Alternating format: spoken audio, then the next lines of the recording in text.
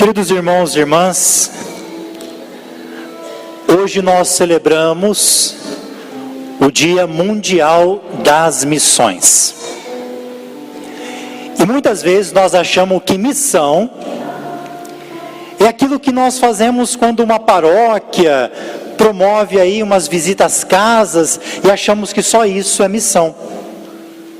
Domingo passado e no outro domingo, o evangelho começava assim: Jesus estava caminhando e no caminho, domingo passado, se encontrou com um jovem que queria saber o que fazer para ganhar o reino. Foi no caminho que ele se encontrou com o leproso, com a prostituta, com gente. Portanto, Jesus, ele é essencialmente missionário. Ele é o missionário do Pai. Se Jesus é missionário, a igreja é, por essência, missionária. O Papa Francisco já decretou para outubro de 2019 um mês extraordinário das missões. Então, outubro do ano que vem vai ser muito movimentado na questão missionária. Mas a missão não é extraordinária. A missão é do ordinário da igreja, é do seu ser. Quando nós fomos batizados, quando nós fomos crismados, nós fomos para ser missionários. Portanto, os maiores missionários são aqueles que a maior missão ela não aparece. É quando você visita um parente teu que está doente, sem ninguém precisar saber. É quando você faz uma caridade, levando um arroz para quem precisa, sem ninguém precisar saber. É quando você cede o seu ouvido para ouvir, sendo o ouvido de Cristo para tantos que nesse mundo de hoje precisam ser escutados. Isso é missão. Quando você vai rezar um terço na casa de alguém, e mesmo numa semana missionária, visitar casas, como aconteceu no dia de ontem, tudo isso é missão, não é um único momento. E nós somos missionários porque Jesus é missionário. Veja, esse cerco de Jericó está acontecendo durante uma semana. É uma possibilidade que Deus nos dá de ficar conosco 24 horas, da gente poder visitá-lo. Eu não sei se Jesus, não, ele sabe, né? Eu não sei se ele já quer antecipar para nós, né? Que daqui a um tempo nós não teremos tanta possibilidade assim. Então esses momentos a gente não devia perder por nada. Não porque é um show que eu tenho ingresso, não. É porque ali está o Senhor que deve ser adorado. Imagina, durante essa semana, aqui embaixo tem uma cozinha. E lá passaram durante a semana muitas mulheres, falo mulheres porque a maioria foi mulheres e alguns homens, que tiveram cozinhando para que a missão acontecesse. Tanto para nós, como para as missionárias. E elas dificilmente aparecem. Mas se não tivesse elas cozinhando, a gente não ia ter missão. E muitas delas estão lá cozinhando, mas têm as suas dificuldades na sua casa, têm as suas doenças, mas não deixaram que isso as impedisse de estar lá embaixo cozinhando, de sábado até amanhã cedo. Isso é missão. Por isso nós ouvimos hoje, na primeira leitura, o quarto canto do servo sofredor de Javé, do profeta Isaías. O servo sofredor não tem nome, nós não sabemos quem é. E se a gente faz uma leitura superficial desse texto, a gente vai pensar que Deus quer que a gente sofra. Quem lê esse texto sem cuidado vai pensar que Deus deseja o nosso sofrimento. Aí você pode se perguntar: mas eu estou sofrendo, como que é isso então? Esse servo sofredor, ele é muito diferente do que nós experimentamos nas nossas relações. Nós somos uma época que deu em nós, vai levar de nós. Falou mal, vai receber outra falação de nós o dobro. Deu um tapa em nós, vai levar outro. Esse servo sofredor, ele foi esbofeteado, arrancaram-lhe a barba, passou pelo pior sofrimento e não reagiu. Essa dor que nós estamos querendo mostrar na primeira leitura, não é um sofrimento pelo sofrimento. Hoje nós entendemos, mesmo que o profeta Isaías tenha vivido muitos anos antes da vinda de Cristo, o servo sofredor é figura de Jesus.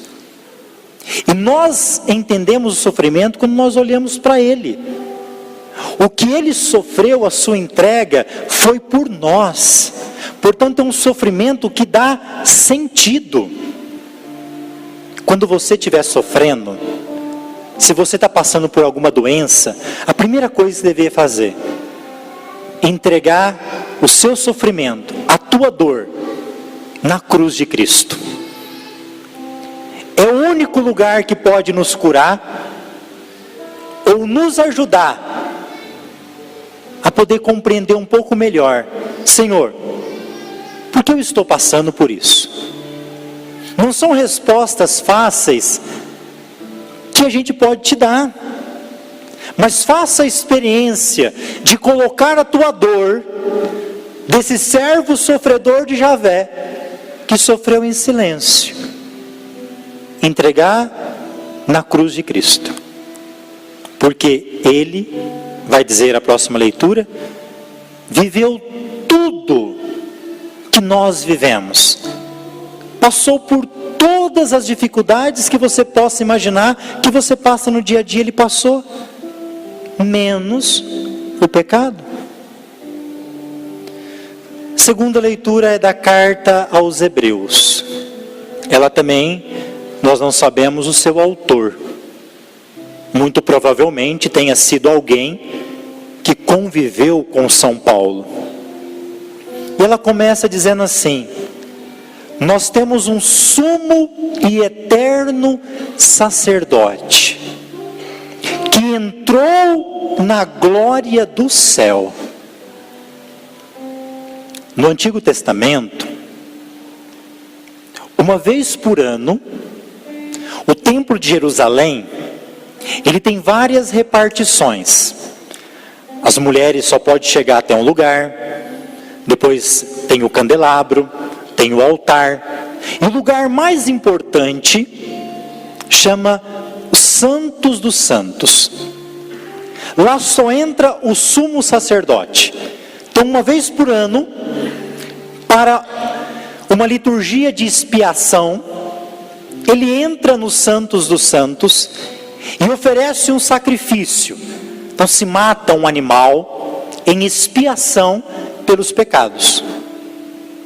Veja, é um sacrifício ainda limitado, de um animal.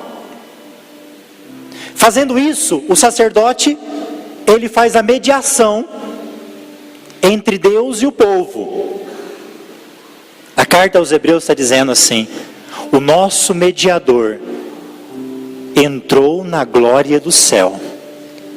O nosso mediador é Jesus. E do céu, Ele que conhece cada um de nós, Ele que conhece a nossa história, o que nós necessitamos, Ele intercede por nós, quando nós nos colocamos ao seu serviço. O que nós pedimos a Ele, no momento oportuno, Ele nos atenderá. Portanto, o momento oportuno é o de Deus, e não o nosso. O evangelho de hoje, já há alguns domingos nós estamos ouvindo o capítulo 10 de São Marcos. O de hoje começa assim: você sabe que nós temos 12 apóstolos, né? Então um grupo de 12 que foram escolhidos por Jesus para participar da sua missão. Apóstolo significa aqueles que dão testemunho. E Jesus escolheu esses 12. Se esses 12 tivessem passado por uma seleção de hoje, nenhum deles teria condições de passar na seleção. Eles eram, muitos deles, iletrados, muitos deles rude. Se fosse numa entrevista daquela que você tem que falar com uma psicóloga, por exemplo, nossa, quantas carências ia ali aparecer, e ela já ia logo dizendo: não, você não vai poder trabalhar aqui não, você não tem condições psicológicas para estar aqui. Talvez se esses 12 fossem chamados hoje para servir na igreja, aonde eu e você convive, nas pastorais que nós conhecemos, talvez nós não íamos permitir que esses 12 entravam. A gente ia julgar: esse aí é pescador, o outro é isso, o outro é aquilo. Quando Jesus escolhe, Ele escolhe porque Ele é capaz de transformar aqueles que Ele escolheu. Pensa um pouquinho na sua vocação, eu penso na minha. Você já mudou alguma coisa na tua vida? De casado, de acólito, de mestre, eu de padre? Quando Jesus escolheu os 12, desculpa a expressão, Ele escolheu as piores porcarias que tinha lá na época. Gente que ninguém dava nada. Só que Ele fez desses homens apóstolos, mensageiros do Evangelho. É a missão principal deles: anunciar o Evangelho a todas as nações. Jesus pode tudo. Se você está se achando muito limitado, Jesus também quer te fazer uma apóstola, um apóstolo. Só que esses 12 apóstolos é muito parecido com a gente. Um dia Jesus, na beira do mar da Galileia, chamou 2 irmãos para segui-lo: André e seu irmão Simão. Eles deixaram tudo e seguiram Jesus. Jesus andou um pouco mais, encontrou os filhos de Zebedeu, Tiago e João, e disse para eles: segue-me. Eles deixaram o pai Zebedeu, deixaram o teu trabalho, as redes, e foram seguir Jesus. E nós também, talvez o dia que nós saímos para seguir Jesus, foi nessa empolgação, deixando as coisas de lado, deixando a casa lá, e saindo motivados, como esses 2 um dia saíram. Só que a gente não pode esquecer, que quando a gente sai, a gente não sai com a santidade pronta, a gente é um ser em construção. Quando a gente sai com tudo que a gente é, com toda a nossa história, desde a nossa infância, desde o ventre da nossa mãe, com aquilo que foi positivo em nós e aquilo que não foi. Não tem como tirar isso da gente, tem como trabalhar, tem como ressuscitar, mas é nosso. Agora, o que eu faço com o que está em mim, aí é uma responsabilidade. E esses 2, Tiago e João, irmãos, aproximam-se de Jesus e dizem: mestre, eles falam de uma exigência: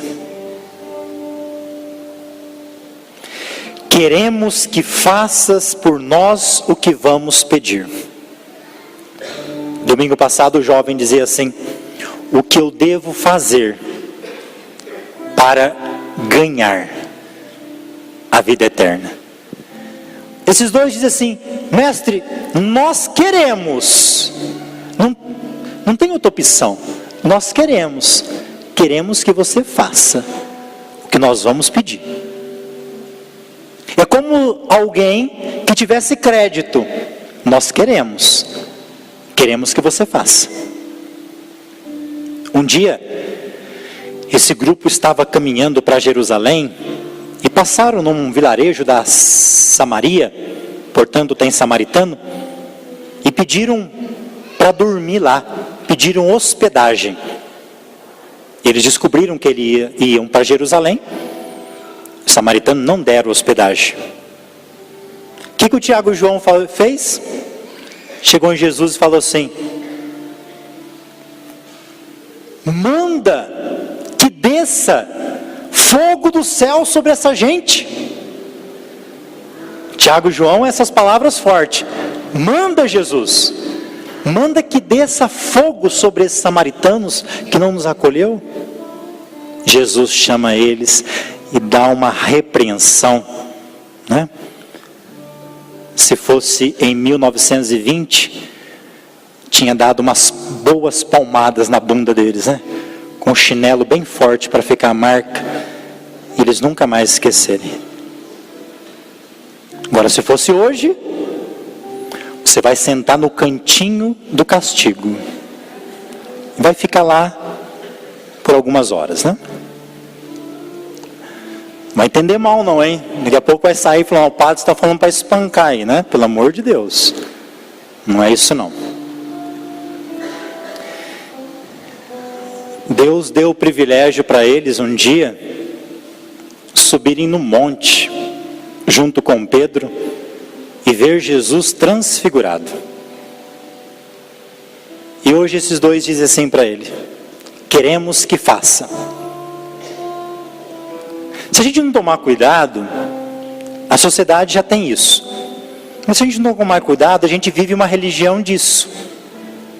A gente vai vir na missa e vai dizer para Jesus: se eu não for curado dessa minha doença, eu não volto mais aqui semana que vem. Se o senhor não fizer isso que eu estou pedindo, eu não devolvo mais o meu dízimo. Se não me der um lugar de destaque na igreja, na minha pastoral, pode esquecer. Se for para arrumar cadeira, limpar alguma coisa, esquece. É como alguém que vive a religião de crédito. Faz coisas para que Jesus debite depois.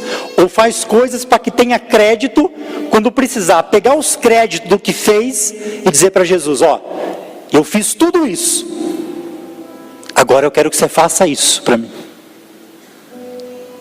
É assim que a gente se coloca para servir a Deus? Precisa de mais alguma coisa ao olhar para a cruz? Queremos que faça, Jesus o que está mandando a gente, o que nós queremos. É estranho quando alguém está numa pastoral e é normal mudar os coordenadores, troca o coordenador e às vezes o coordenador não volta mais na pastoral. O que é o normal? A pastoral eu me identifico e a gente faz um revezamento, cada tempo um coordena. Então tem gente que só serve para coordenar, para estar em lugar de destaque. É claro que tem muita pastoral que não tem ninguém querendo pegar, aí tem que ficar sempre os mesmos, graças a Deus, tem gente assim. Mas se pergunte, eu estou me perguntando para mim, se pergunte, quando você se coloca a serviço de Deus, é para quê? Você está negociando com Ele? Você já negociou com Ele? É só se Ele fizer que você vai amá-lo? Ele já não te amou?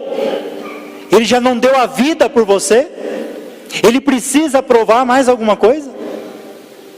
Esses dois eram apaixonados, largaram tudo para seguir Jesus e hoje estão falando isso. É muito provável que Tiago e João vêm de um grupo chamado Zelotes. E esse grupo, ele esperava a libertação de Israel. E eles também, com a mentalidade desse grupo, vindo alguém libertar Israel, eu quero fazer parte desse momento. Eu quero, Senhor, que conceda a nós, ao teu lado, que um de nós fique à direita e outro à esquerda. O Evangelho não conta, mas eu acho que deve ter dado uma briga para escolher quem ia ficar na direita e quem ia ficar na esquerda. Ainda mais se ele já tinha consciência que talvez a direita fosse mais importante aqui, sentar na direita do que na esquerda, não sei. Vocês não estão brigando aí não, né? Quem está sentado à direita e à esquerda não, né? E é isso que eles pediram. Concede-nos sentar um à tua direita e um à tua esquerda, porque nós já fizemos isso. É claro que você não pode esquecer, a gente não vai falar disso agora, né? Mas quem que foi João? Foi aquele que Jesus entregou à sua mãe. Quem foi Tiago? Primeiro apóstolo Marte. Não negou o nome de Cristo e morreu decapitado. Ou seja, eles passaram por tribulações na fé, mas se tornaram exemplo. Por isso, não se sintam limitados pelos pecados que você tem, pelas suas fraquezas, suas quedas. Hoje é o dia para você mudar, para começar uma vida nova, como esses começaram um dia. Estavam seguindo Jesus como nós, e fazendo um monte de burrada, porque tinha Jesus ali do lado ensinando. Por isso, que às vezes você deixa de vir na missa, fica sem o ensinamento da palavra, ou fica sem a Eucaristia, ou fica sem os sacramentos. Quanto mais distante da graça da igreja, mais profundo nós vamos. E aí Jesus diz assim: vocês não sabem o que vocês estão pedindo. Vocês vão beber o cálice que eu vou beber? O cálice da paixão? Vocês podem ser batizados no batismo que eu vou ser batizado, o batismo de sangue? O que eles respondem? Podemos. É igual a gente, quando a gente está na empolgação, podemos. Pega a gente sozinho, na multidão, meu filho, olha, podemos. Se o lugar for mais alto, podemos. Na hora que a coisa aperta, corremos. Na hora que o trem pega, abandonemos. Você vai ter que assumir agora, livremos. Da boca para fora a gente fala podemos toda hora, mas na hora de ver realmente quem vem, na hora que tem que assumir as coisas mais estreitas, na hora que a gente tem que contar com pessoas de responsabilidade, a gente se conta no dedo. Ele é igual a gente, Tiago e João. Podemos, fala aí o que tem que fazer. Não tem consciência do que está pedindo. Ali, daquele, quanto que não correram? Sobrou ninguém ali. Quer um lugar na sua direita e à sua esquerda. Quem que ficou do lado da cruz, à direita e à esquerda? Quem? 2 ladrões crucificados. Você quer ocupar a direita e a esquerda? E aí, talvez vem agora a pior cena. Primeiro Jesus vai dizer que não cabe a ele conceder o lugar direita e esquerda, mas está reservado ao Pai, aqueles que o Pai escolher. Os 10, são 12 apóstolos, os 10 ficaram injuriados. Quando os 10 outros descobriram que aqueles 2 estavam querendo o lugar à direita e à esquerda, o ministério da economia e o ministério, sei lá, da educação, os outros falaram assim: como assim nós vamos ficar sem? Nós que trabalhamos com Jesus 3 anos já, sem férias, sem salário mínimo, sem receber nada. Vamos lá, que é isso? Estamos injuriados. Como que eles vão ficar na direita e na esquerda? E nós? Tudo isso falando aqui no coração. Eu digo para você, fazendo uma outra reflexão, eu não sei quem é pior. Se é o Tiago e o João, que mesmo na ignorância, pedindo coisa errada, tem coragem de verbalizar o que está sentindo, ou se são esses 10 miseráveis que estão querendo a mesma coisa, só que fica aqui dentro remoendo. É igual a gente, né? Está querendo lugar, se aparece um que fala que quer, a gente faz o quê? Aponta o dedo e fala assim, olha o que ele está querendo, não vai para o céu nunca. E no fundo é o que a gente está querendo. Eu prefiro quem verbaliza, porque tem condições de falar, de dialogar. Eu prefiro quem coloque para fora, porque tem condições de trabalhar, do que quem fica remoendo por dentro, querendo o mal dos outros por dentro, guardando rancor por dentro, e fazendo mal somente para quem guarda.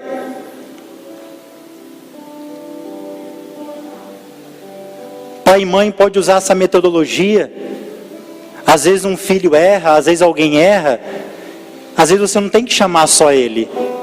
Jesus não chamou os 2, Jesus pegou agora e falou aqui, vem aqui os 12. Não chamou só os 2 ou só os 10, vem aqui os 12. E aí começou a ensinar.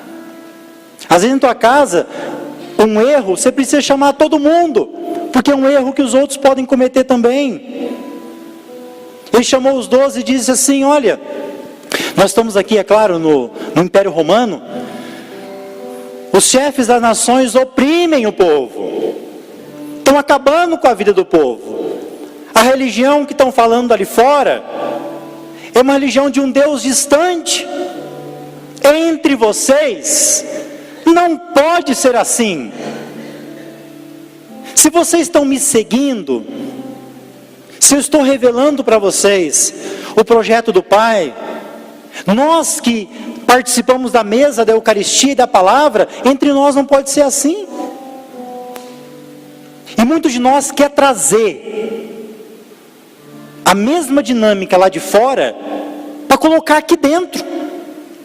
Não cabe. A dinâmica do mundo, daquela sociedade, não cabe aqui. Precisamos sim de mais diálogo, testemunho, mas não traga para cá. A cabeça dos apóstolos é também da sociedade que eles viviam. Entre nós não pode ser assim. O que nós experimentamos tem que nos mudar, tem que nos fazer praticantes da justiça, da piedade, da caridade, do amor. Só assim nós vamos nos identificar com aquele que nós seguimos. E talvez aqui esteja a resposta no final do Evangelho, para quem vai ocupar um dia a direita e a esquerda do Senhor. Quem quiser ser o primeiro, que seja o último. Quem quiser ser servido, seja aquele que serve, seja aquele que se doa, seja aquele que se coloca para fazer a minha vontade. E ele vai dizer assim, o Filho do Homem deu a vida em resgate de muitos. Resgate em grego significa litron. Litron significa o dinheiro que era pago para libertar o escravo.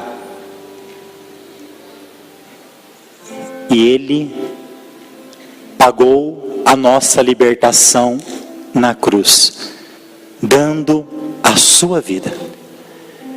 Que ele nos dê a graça hoje, nessa Santa Missa, de nós trabalharmos e termos a consciência de que muitas vezes nós tivemos essas atitudes também.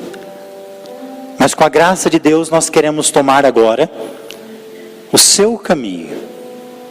O caminho de segui-lo com autenticidade, com as nossas dificuldades sim, mas seguindo, colocando aquilo que Jesus fala. Nossa Senhora foi aquela que serviu de modo perfeito. Ao dizer sim, ela se tornou a última. Ao dizer sim, ela se tornou a escrava do Senhor. Olha que privilégio, ser a mãe de Deus. Só que ela não fez disso um privilégio. Ela fez disso uma condição para se tornar a menor serva do Senhor. Louvado seja nosso Senhor Jesus Cristo.